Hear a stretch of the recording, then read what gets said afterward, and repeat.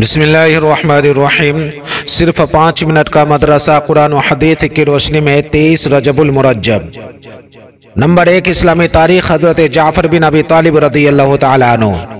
حضرت جعفر رضی اللہ تعالیٰ عنہ کی شکل و صورت حضور صلی اللہ علیہ وسلم جیسی تھی۔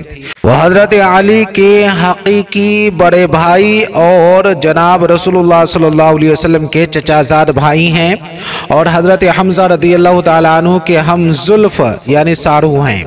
ابو طالب کی معاشی کمزوری کی وجہ سے حضرت جعفر رضی اللہ تعالیٰ عنہ کی پرورش حضرت عباس رضی اللہ تعالیٰ عنہ نے کی۔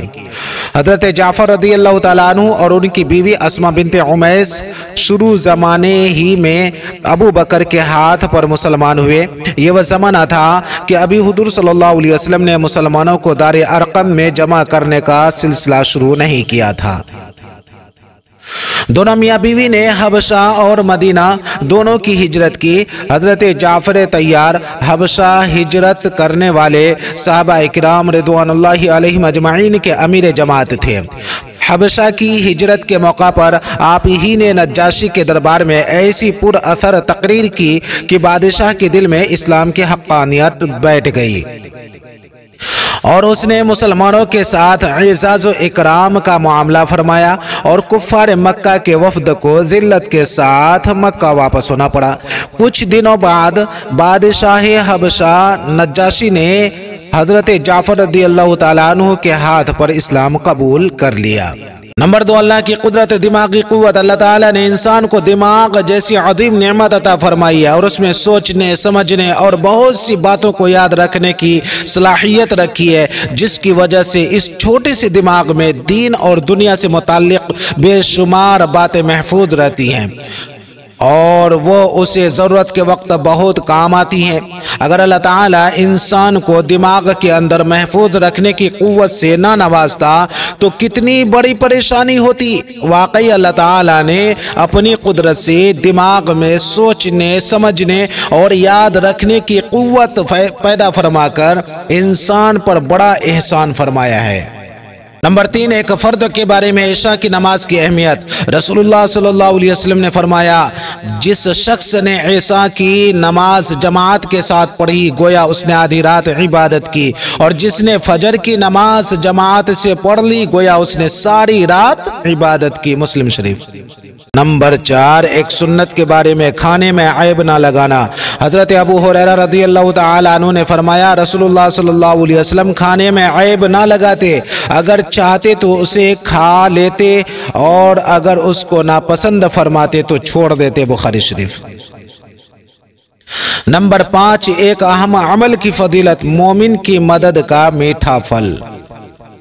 رسول اللہ صلی اللہ علیہ وسلم نے فرمایا، جو شخص کسی مومن کو بھوک کے وقت کھانا کھلائے اللہ تعالیٰ اس کو قیامت کے دن جنت کے پھلوں میں سے کھلائے گا، اور جو شخص کسی مومن کو پیاس کے وقت پانی پلائے گا تو اللہ تعالیٰ اس کو خالص شراب پلائے گا، اور جو شخص کسی مومن کو کپڑے نہ ہونے کے وقت کپڑے پہنائے گا تو اللہ تعالیٰ جنت کے سبز کپڑے پہنائے گا۔ ترمذی شریف۔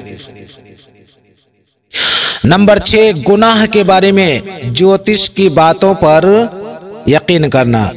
رسول اللہ صلی اللہ علیہ وسلم نے فرمایا، جو آدمی کاہن یعنی جوتشی کے پاس جائے اور اس کی کہی ہوئی بات کو سچی سمجھے تو وہ آدمی شریعت محمدیہ سے ہٹ گیا۔ ابو داؤد۔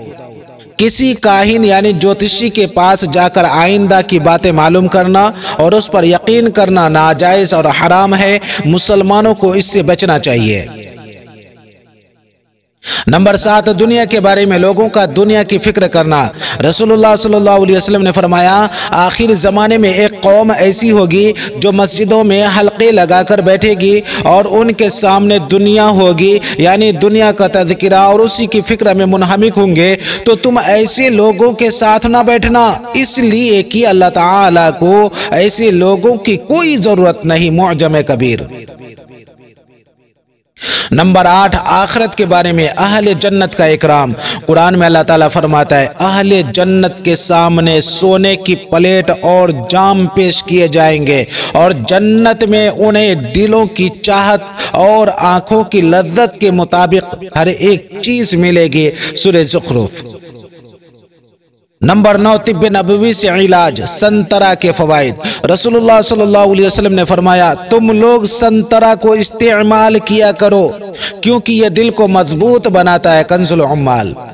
मुहद्दिसीन तहरीर फरमाते हैं कि उसका जूस पेट की गंदगी को दूर करता है, क़ै और मतली को ख़त्म करता है और भूख बढ़ाता है। नंबर 10, कुरान की नसीहत। कुरान में अल्लाह ताला फरमाता है, यतीम के माल के करीब भी मत जाओ मगर ऐसे तरीक़ा से जो शरई तौर पर दुरुस्त हो, यहाँ तक कि वह अपनी जवानी की मंजिल को पहुँच जाए। और नाप तोल इंसाफ से पूरा करो और हम किसी शख्स को उसकी ताकत से ज़्यादा अमल करने का हुक्म नहीं देते। सूरह अनआम।